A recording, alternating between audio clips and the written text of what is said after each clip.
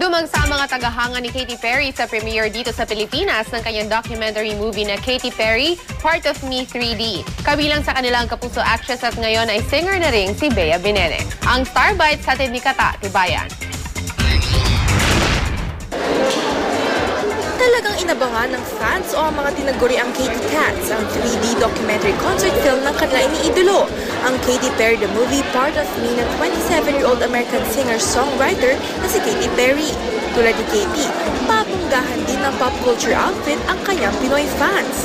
Ang fan na ito gustong magpatawag bilang si JP Perry, pinaghalong pangalan niya at ng kanyang idolo.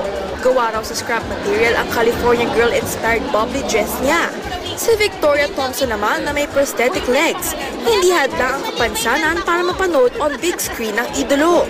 Paborito raw niya ang song hit ni Katy na Fireworks. Puno raw kasi ito ng aral at inspirasyon. You don't have to feel like an empty space. Your original cannot be replaced. As I saw her when she arrived in Manila, she's so down to earth.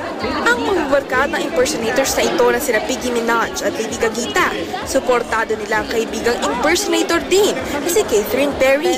Siyempre, hindi na rin sila nagpahuli sa fashion sense.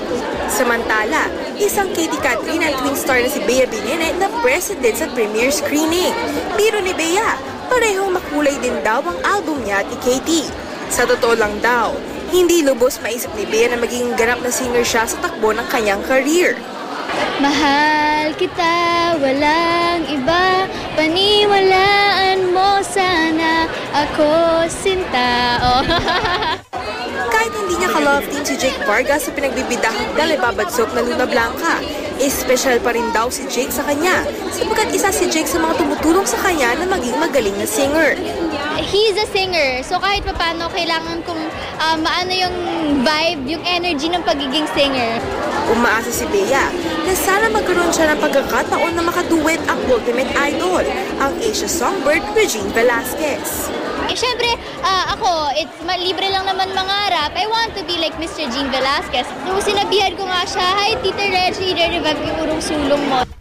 Kata Tibayan, GMA News.